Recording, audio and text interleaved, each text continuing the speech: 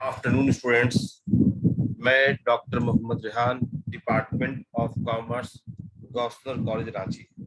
आज मैं आप लोगों को क्लास 12 का सब्जेक्ट इकोनॉमिक्स है, क्लास 12 का ऑब्जेक्टिव क्वेश्चन, इकोनॉमिक्स का ऑब्जेक्टिव क्वेश्चन करा रहा हूँ और चैप्टर का नाम है supply and law of supply. आपको इससे पहले भी वीडियो बना के भेजा था, लेकिन आप लोगों ने नहीं देखा, ज्यादा स्टूडेंट नहीं देख पा रहे हैं, है ना। ये बहुत अफसोस की बात है। आप सभी स्टूडेंट ज्यादा से ज्यादा मेरे वीडियो को देखिए, है ना। और आप लोगों के कहने पर भी मैंने ये मैं वीडियो बना रहा हूँ। आप लोगों का थोड़ा सा जो प्रॉब्लम था इंग्लिश हिंदी वाला, उसको मैं दूर करना चाहता हूँ ताकि आपको कोई दिक्कत ना हो, अच्छा से एग्जाम लिख सके, ठीक है। तो मैं अभी आपको चैप्टर का नाम supply and law of supply, इसी चैप्टर का एक वीडियो बना रहा हूँ, आप देखिएगा, ठीक है। कल एग्जाम है आप लोगों का ना, ठीक है। तो चलिए रेडी हो जाइए आप लोग लिखने के लिए, है ना। तो लिखिए।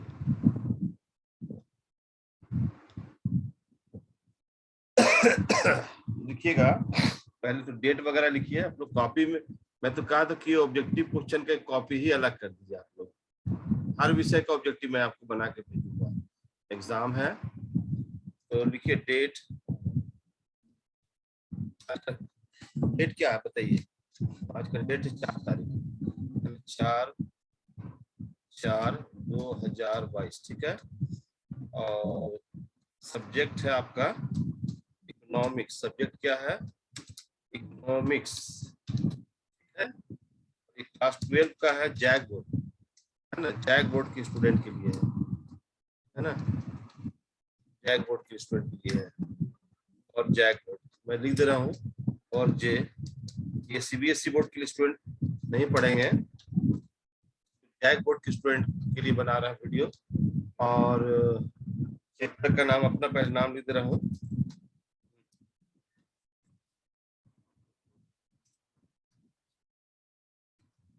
कॉपी खोल के लिखना स्टार्ट करें।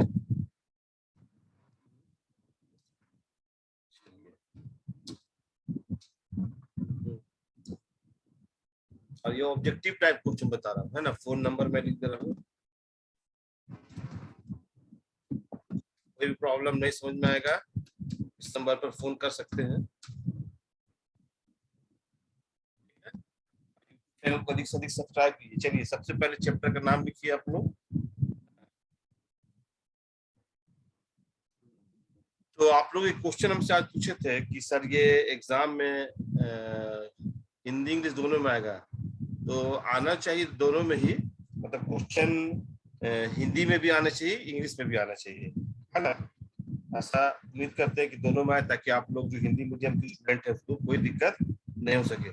लिखिए सप्लाई, पहले लिखिए चैप्टर का नाम लिखिए, supply and law of supply, chapter का नाम हुआ, ठीक है। इसी का ऑब्जेक्टिव क्वेश्चन मैं लिखा रहा हूँ। एक क्वेश्चन लिखाऊंगा, फिर आप लोग दूसरा क्वेश्चन, आप लोग एक को मिटाऊंगा, एक को लिखूंगा, ऐसे करके चलेगा। चलिए नंबर 1 लिखिए। पहला क्वेश्चन लिखिए आप लोग, supply creates, supply creates,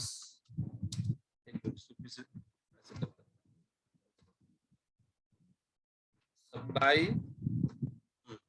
supply creates, supply creates its own demand, own supply creates its own demand, inverted comma में लिखा जाए तो ज्यादा अच्छा होगा, ठीक है। इसको इन्वर्टेड कॉमा में लिखिए, इन्वर्टेड कॉमा में लिखते हैं, supply creates its own demand, ठीक है। हु सेड इट, किसने कहा था?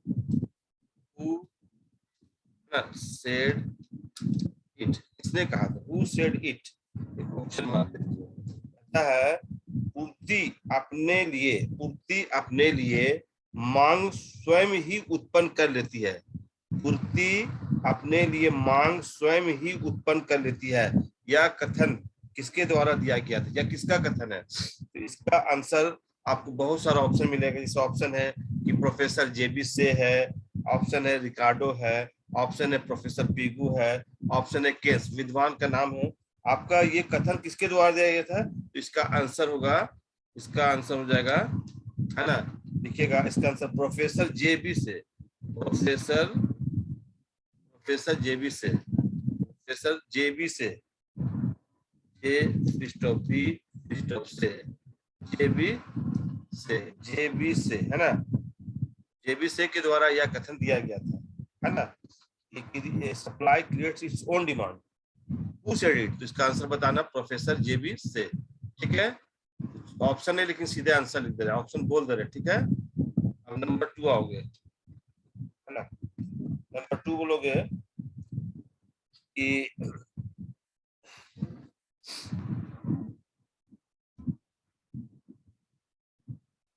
देखिए नंबर 2 में है कि सप्लाई इज एसोसिएटेड, देखिए सप्लाई इज एसोसिएटेड, ठीक है,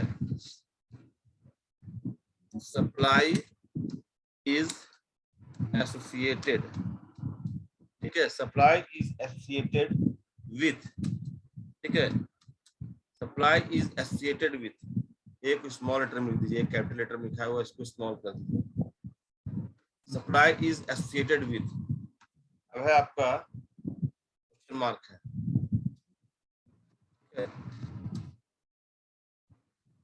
इसमें 4 ठो ऑप्शन है, supply is associated with 4 option है।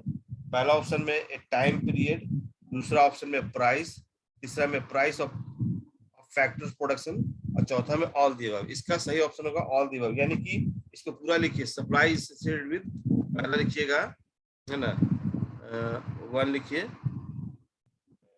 एक टाइम पीरियड, ये भी इसका सही आंसर है, टाइम पीरियड भी है इसका आंसर, है ना, ये दोनों हो जाएगा इसमें। दूसरा लिखिएगा प्राइस, प्राइस, और तीसरा हो जाएगा सी में है, सी में है both A and B, both,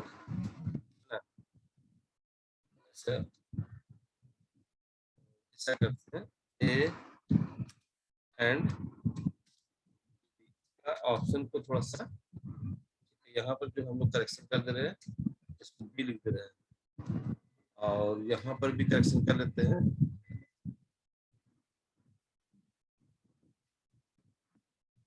A time period price both A and B, और डी ऑप्शन में है, डी ऑप्शन में है none of the above, D option में है बोथ, एक both A and B, D option में जो है, डी ऑप्शन नन ऑफ, इसका जो सही जवाब होगा बोथ ए एंड बी, यानी कि जो सही जवाब होगा वो ए और बी दोनों होगा, यानी कि हमारा पेन से देखिए टिक कर दे रहे हैं सी नंबर ऑप्शन में, सी नंबर ऑप्शन जो है इसका सही आंसर है ना, ठीक है। चलिए अब इसको पहला वाला को मिटा देते हैं, अब थर्ड क्वेश्चन लिखिए, थर्ड क्वेश्चन देखिए,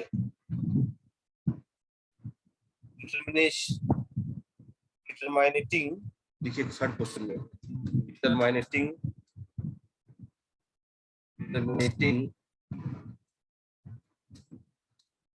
डिटरमिनेटिंग factors, factor of supply of,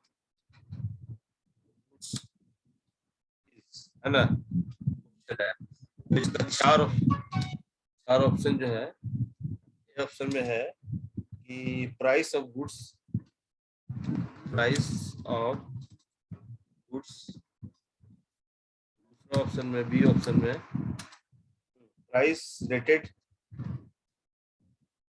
price of rated,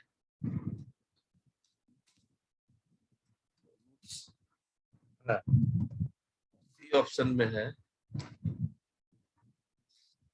C option में है price of factor, price of factor, price of factor of production, ठीक है। डी ऑप्शन में है all the above, all the all the all the all the, इसका जो सही answer होगा डी ऑप्शन जो है, इसका सही आंसर डी ऑप्शन जो है वो आपका राइट आंसर है ना, डी ऑप्शन इसका होगा, ठीक है स्टूडेंट्स, इसको लिख लिए। चलिए अब नेक्स्ट लिखिएगा 4 नंबर क्वेश्चन, 4 नंबर क्वेश्चन लिखिए, ठीक है। एक लिख रहे, एक मिटा दे रहे ताकि आपको दिक्कत ना हो। 4 नंबर क्वेश्चन जाइए, लिखिएगा which of the following statement is true, which of the following statement is true, which of the following statement is true। अब आपको ऑप्शन भी हम लिख दे रहे हैं। पहला ऑप्शन है ना, लिखिएगा price price price and quantity,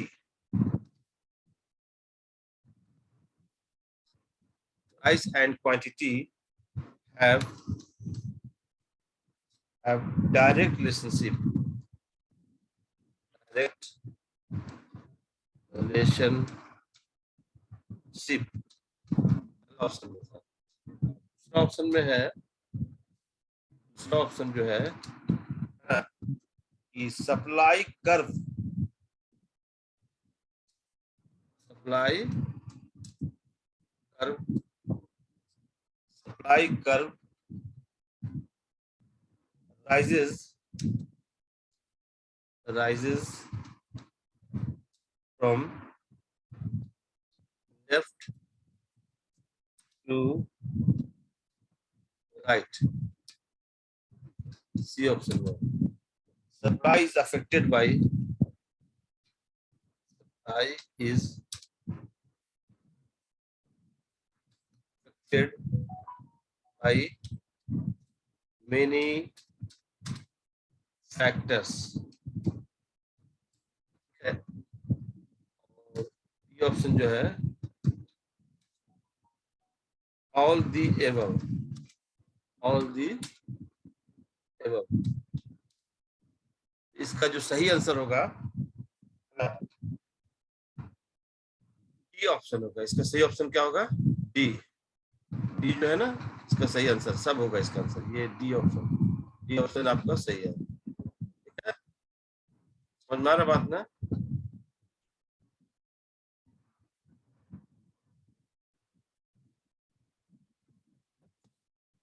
D option सही है आपका, 4 उतार दिए। 5 नंबर, 5 नंबर, 5 नंबर है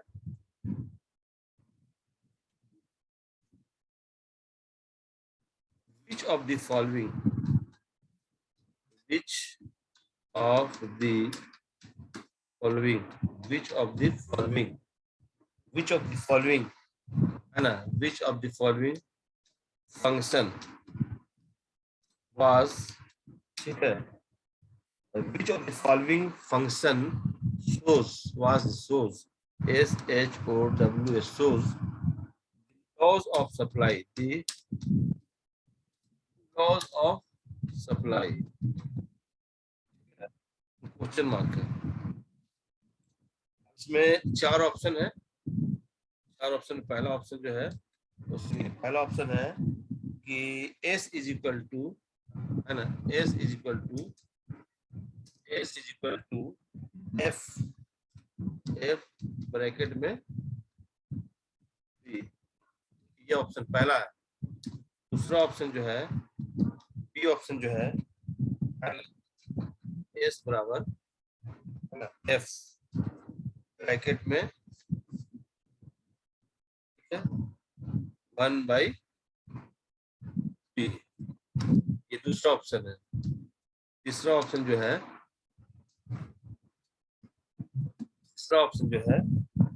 ना एस बराबर, एस मतलब सप्लाई है ना, बराबर एफ ब्रैकेट में क्यू, ठीक है। और डी ऑप्शन जो है कि none of the above, D option में नन ऑफ दी एबव। इसका जो सही जवाब होगा ऑप्शन नंबर ए। इसका जो सही जवाब कौन होगा? ऑप्शन नंबर ए, ये है सही जवाब। ठीक है स्टूडेंट्स, चलिए यहाँ तक तो लिख लिए। 4 दिए, 4 को मैंने मिटा दिया, इसको मैंने नहीं मिटाया, आपको लिखने का मौका दे रहा। 6 नंबर लिखिए। चलिए 6 नंबर आप लिखिए, आप लोग 6 नंबर लिखिए। तो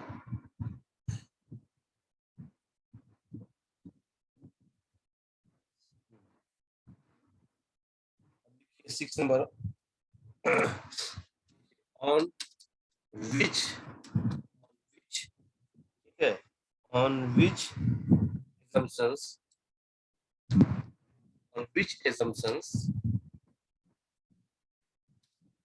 the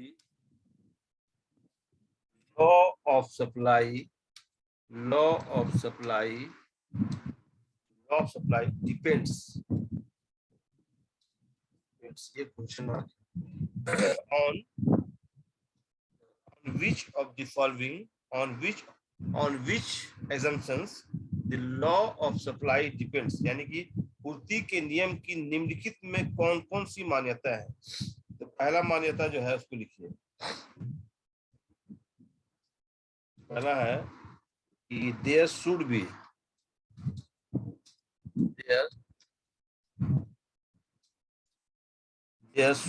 be no change,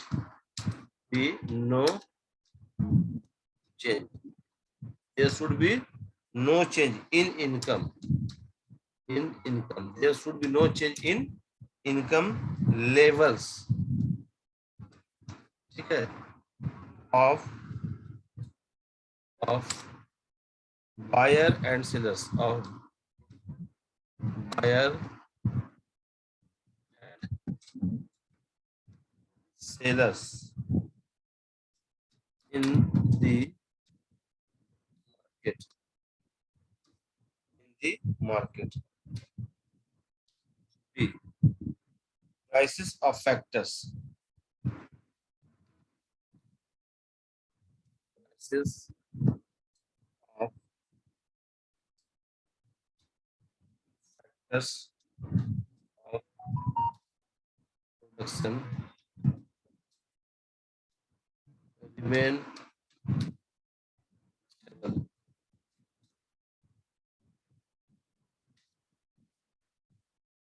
B,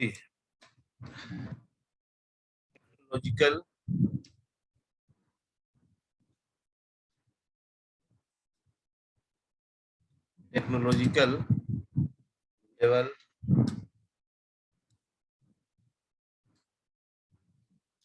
remains constant, ठीक है, टेक्नोलॉजिकल लेवल्स रिमेन कांस्टेंट।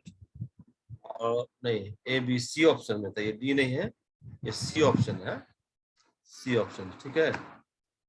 अब आइए डी ऑप्शन में, डी ऑप्शन में, डी ऑप्शन में लिखिए all the above, all the above, all the above, all the above. तो इसका सही आंसर होगा option number D. Option number D को टिक कीजिए, ऑप्शन नंबर डी जो है इसका राइट आंसर है, ठीक है। चलिए इसको मिटा दे रहा हूँ, ऑप्शन नंबर डी को, क्वेश्चन नंबर 6 को नहीं मिटा रहा हूँ, ठीक है।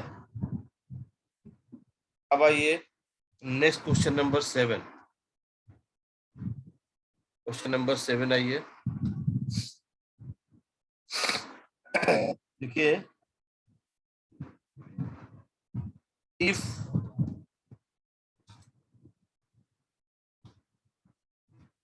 if other,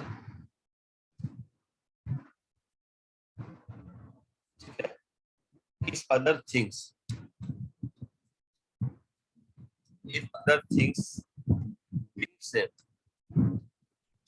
being same, what does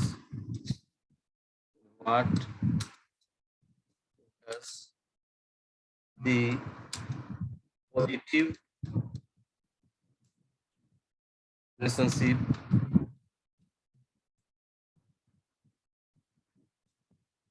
between price between price and supply quantity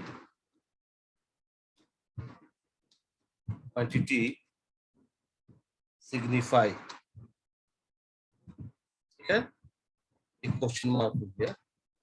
if other things, question में पढ़ रहे, इफ अदर थिंग्स, या वो को जरा कैपिटल लेटर छोटा करना होगा, स्मॉल लेटर में लिखना होगा। ओ ये गलत हो गया है, ठीक, typing mistake. If other things being same, what does the positive relationship between price and supply quantity signify, यानी कि अन्य बातें समान रहे तो वस्तु की मांग, वस्तु की कीमत तथा पूर्ति की मात्रा में धनात्मक संबंध क्या व्यक्त करता है, क्या व्यक्त करता है। तो ऑप्शन सुनिएगा। ऑप्शन ये पहला ऑप्शन, पहला ऑप्शन में है कि law of demand, law of demand, law of demand. दूसरा ऑप्शन में है कि elasticity of supply, elasticity of supply. तीसरा ऑप्शन में है law of supply, law of supply. ये ऑप्शन में है कि सप्लाई फंक्शन, सप्लाई फंक्शन। तो इसका जो सही जवाब होगा option number C, law of supply. ठीक है, इसका सही ऑप्शन, सही जवाब क्या होगा, लॉ ऑफ सप्लाई। देखिए, चलिए इसको 6 नंबर को मिटा दे रहे हैं। ठीक है स्टूडेंट्स, अब आइए आप लोग, है ना,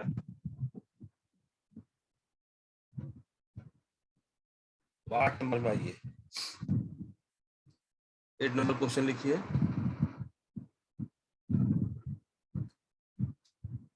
देखिए,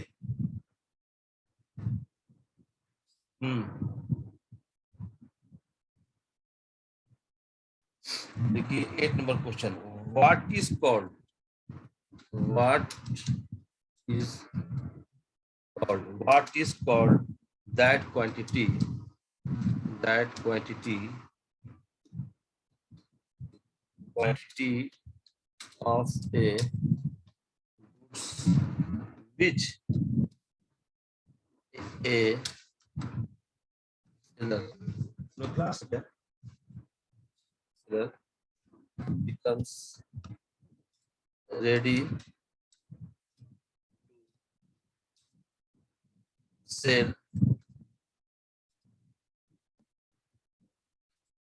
in the market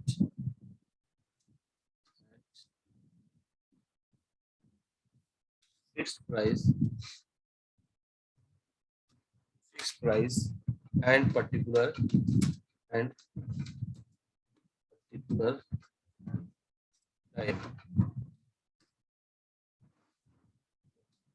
question mark.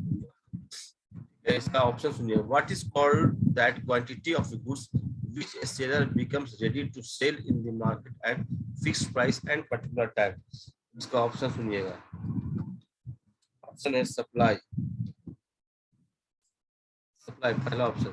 दूसरा ऑप्शन में है डिमांड,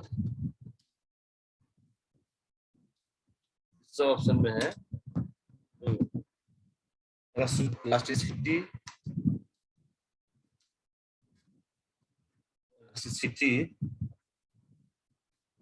ऑफ सप्लाई।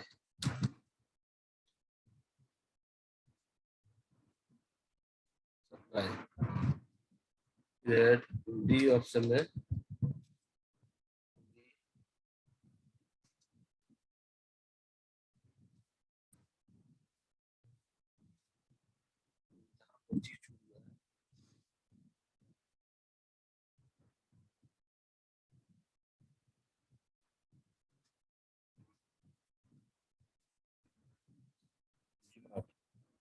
जो होगा ए नंबर ऑप्शन, इसका सही आंसर क्या होगा?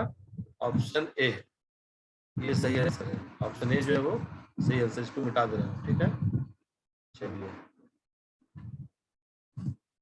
अब 9 नंबर क्वेश्चन लिखिए, 9 नंबर, ठीक है।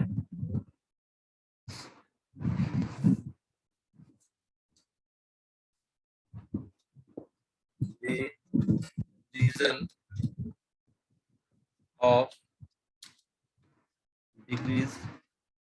reason of decrease in supply is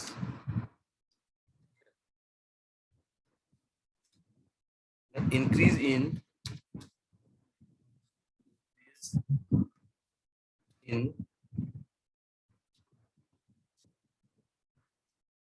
production cost.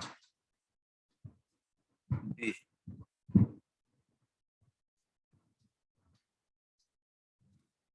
increase in price substitutes.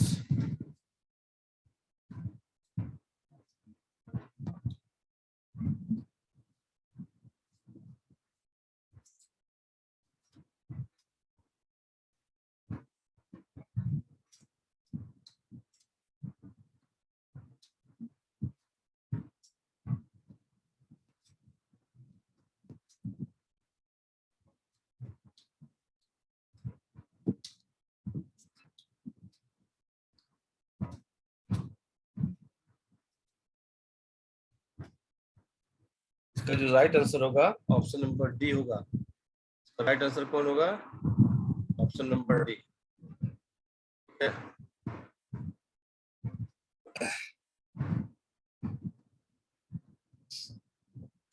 इस तरह से आपको इस चैप्टर में हम करीब करीब 9 क्वेश्चन लिखवाए हैं, और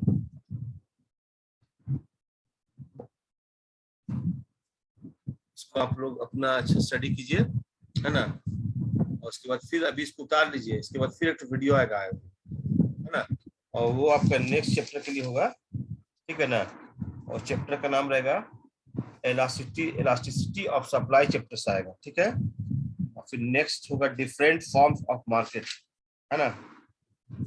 तो 4 चैप्टर है जो करवा देते हैं, जितना सके वीडियो में बना दूंगा। सभी स्टूडेंट बढ़िया से इसको उतारिए कॉपी में, और जो दिक्कत होगा बोलिए। Okay, thank you.